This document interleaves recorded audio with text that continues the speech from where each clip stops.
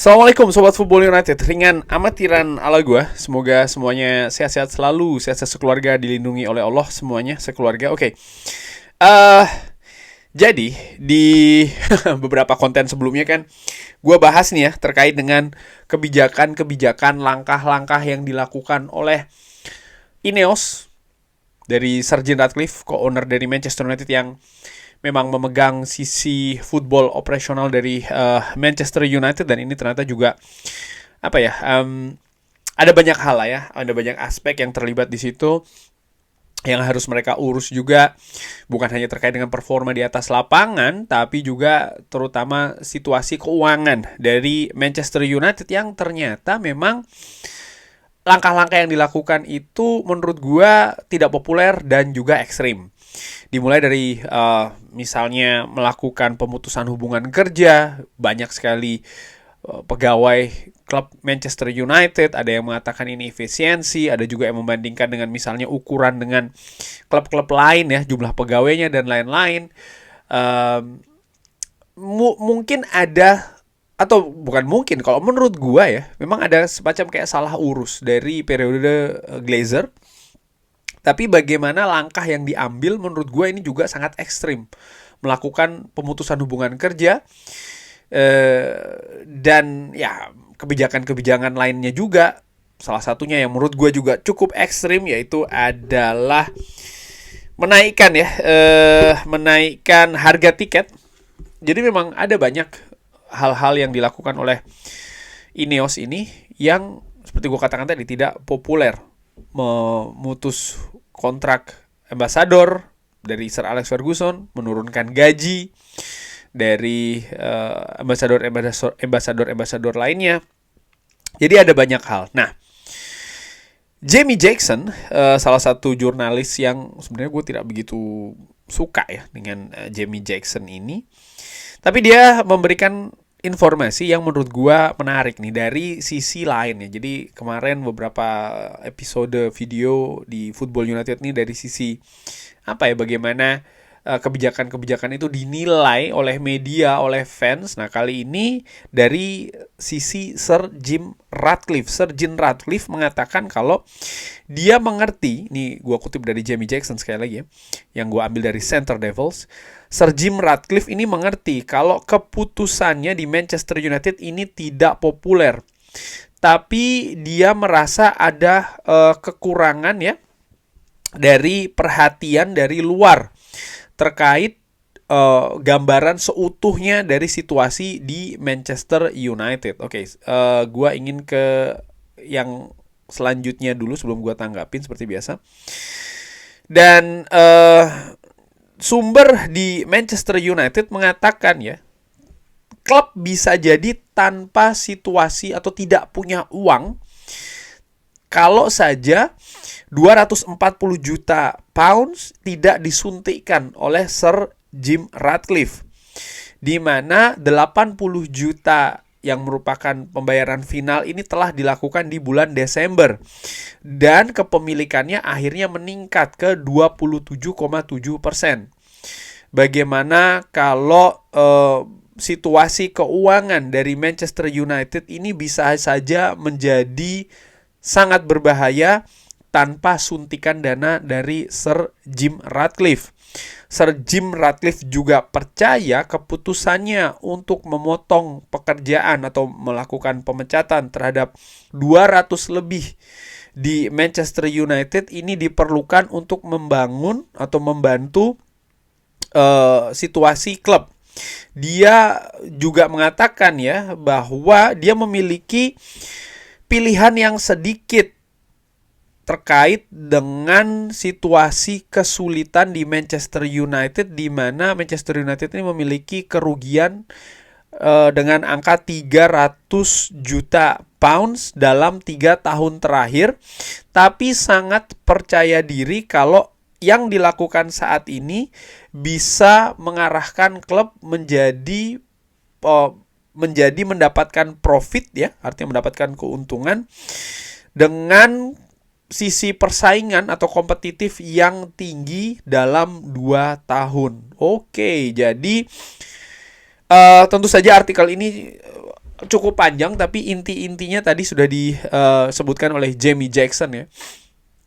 Nah, gue melihat ya memang ketika sebelum Sir Jim Ratcliffe Ineos mengambil alih Manchester United, artinya dia masuk sebagai pemilik ya, co-owner, kan tidak langsung masuk begitu saja. Dimana kalau kita ingat proses ini kan juga sangat panjang, sangat lama, tahunan bahkan ya dengan Sheikh Jassim pada saat itu.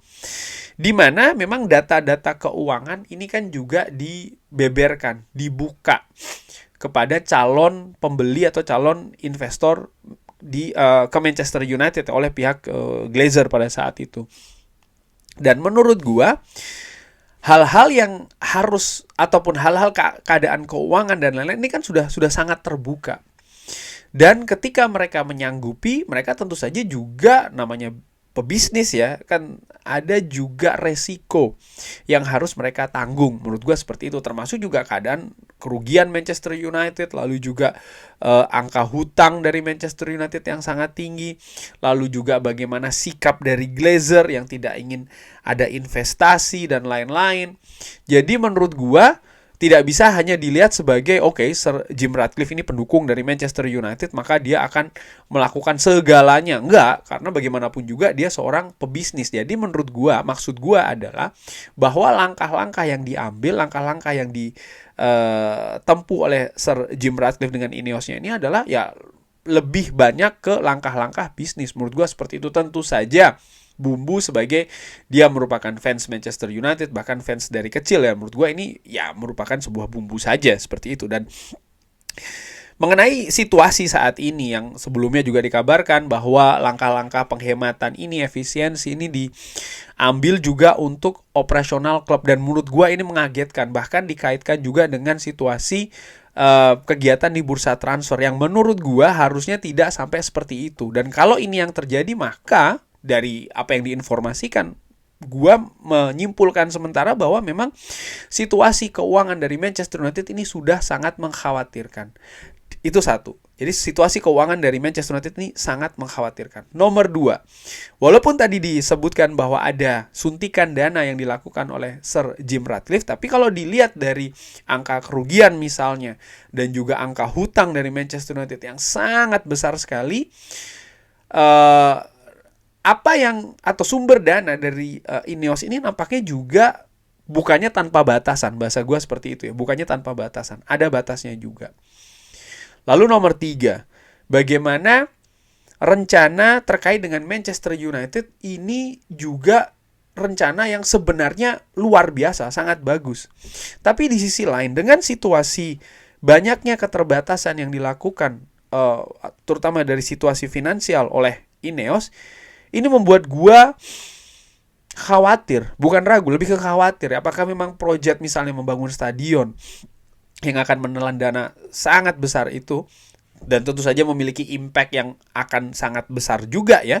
Tapi apakah proyek ini bisa berjalan dengan mulus begitu? Kalau gua bandingkan misalnya dengan proyek Manchester City dengan Etihad pada saat itu membangun kawasan, bukan cuma stadion ya. Lalu katakanlah Arsenal juga membangun stadion, bisa dengan bagus, sukses mereka lakukan dan tidak mengganggu kestabilan keuangan klub secara besar-besaran ya. Menurut gua ini hal yang sukses. Tottenham Hotspur pun juga seperti itu, membangun stadion baru. Lalu mereka tetap bisa ya menjalankan operasional sepak bola dengan bagus setelah stadion itu terbangun. Ini kan sebenarnya bukan hal yang mudah menurut gua, karena ini akan menyedot sumber dana yang sangat besar, di mana tadi dari poin sebelumnya yang gue katakan bahwa kemampuan keuangan dari Ineos ini bukannya tanpa batas, keadaan keuangan dari Manchester United ini sangat mengkhawatirkan. Sampai harus melakukan banyak penghematan ya, pemotongan ini, efisiensi itu, ini kan bukan hal yang menurut gue secara keseluruhan membuat rasa percaya diri atau keyakinan bahwa proyek-proyek besar yang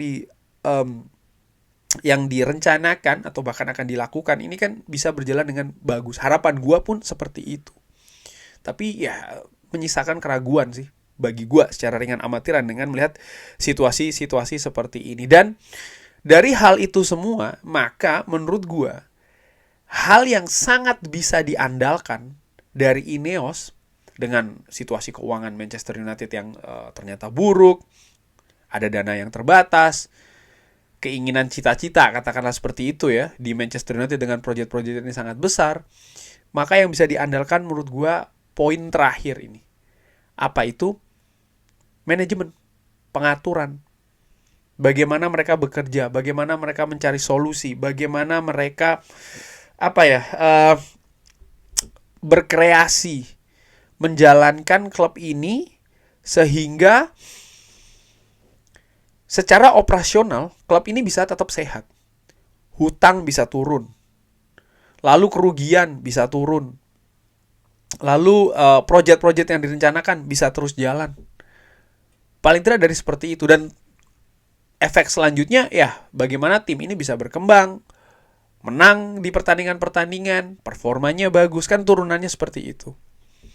Nah, apa yang saat ini Ineos lakukan menurut gua dalam rangka memaksimalkan poin terakhir tadi itu yang gua katakan, bahwa mereka sangat-sangat memaksimalkan skill manajemen, pengaturan, kontrol, dan lain-lain lah menjalankan Manchester United ini.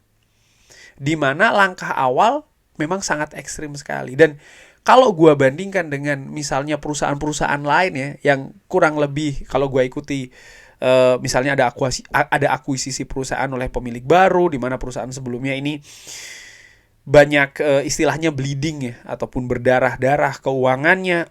Sering sekali memang langkah pertama yang dilakukan adalah penghematan dulu, efisiensi, pemotongan ini dan itu. Di samping juga diimbangi oleh injek keuangan atau dana ya, disuntikan dana. Ada yang dalam jumlah yang sangat besar sekali, ada yang tidak, tergantung kekuatan ya. Tapi memang sangat lumrah efisiensi itu dilakukan, artinya penghematan ini itu. Cuman apakah hal itu akan menjamin maka akan lebih mulus ke depannya? Ternyata dari beberapa perusahaan tidak seperti itu menurut gua. Bahkan dari klub sepak bola pun juga tidak mudah ya. Artinya setelah melakukan penghematan di sini situ, maka keuangan akan pasti sehat-sehat saja, enggak. Ya karena gua katakan tadi mengandalkan faktor manajemen. Bagaimana itu tadi ya, mengatur, membuat rencana, mengeksekusi, mempertimbangkan, melihat keadaan dan lain-lain lah. Dan menurut gua terkait dengan situasi dari Ineos ini, ya memang masih belum bisa dilihat saat ini hasilnya ataupun paling tidak efeknya. Secara bertahap itu pasti muncul. Apakah akan lebih positif atau justru lebih negatif? Dan ini juga sengaja gue sampaikan terkait juga karena ada beberapa informasi yang mengatakan bahwa ataupun mengatakan ya bahwa wah ini Manchester United akan tambah buruk nih di tangan Ineos. Bahkan wah ada kemungkinan akan dijual lagi nih dalam waktu dekat oleh Glazer dan lain-lain. Kalau menurut gue tidak gue bisa jadi salah, tapi gue tidak melihat dalam waktu dekat gitu ya, bahwa Manchester United bisa dicap bahwa ini adalah klub gagal ya, apalagi sampai klub bangkrut dan lain-lain. Ataupun juga akan dilepas, dijual lagi nih, seperti yang dilakukan oleh Glazer sebelumnya, sekitar berapa tahun yang lalu, 2 tahun yang lalu ya kurang lebih. Menurut gue dalam waktu dekat belum seperti itu. Tapi bahwasannya ada potensi akan seperti itu ya bisa saja terjadi. Kalau memang ternyata dari apa yang dilakukan, kan seperti gue katakan di awal, bahwa segala tindakan oleh Ineos, termasuk juga Sir Jim Ratcliffe ini dikemudikan dalam tanda kutip ya. Ya dari faktor bisnis itu sangat besar sekali. Sehingga apa yang mereka lakukan saat ini, apa yang mereka investasikan ya, ini juga ada ukuran-ukurannya. Dan mereka akan terus dengan detail mengamati hal tersebut.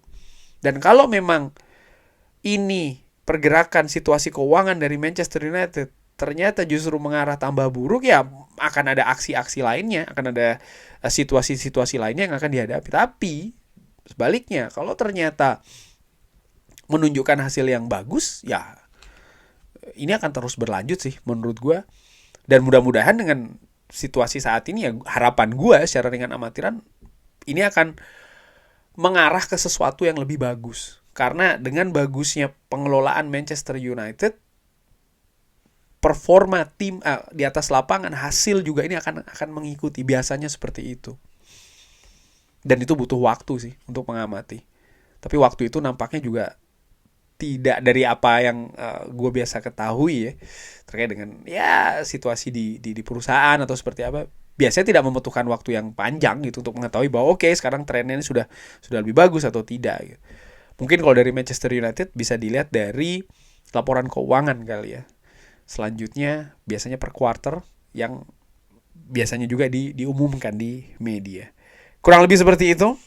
Terima kasih sudah menyaksikan. Jangan lupa like, sholat, dan juga subscribe. Wassalamualaikum warahmatullahi wabarakatuh. Thank you.